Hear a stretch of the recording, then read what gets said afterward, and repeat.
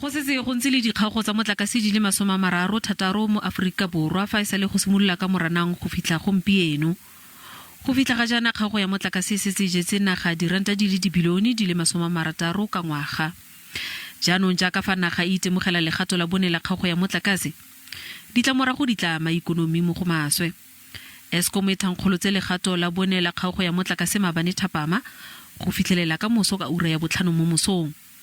Morago ga moo kgago ya motlakase e tla boela go legato la bobedi go fitlhelela ura ya 5 ka la matlhatso. Part of the reason why we have load shedding right now is in order for us to replenish our reserves, both pumped storage as well as our diesel reserves at our OCGT plants, so that we can maintain an adequate reserve buffer precisely in order to cater for these unforeseen events.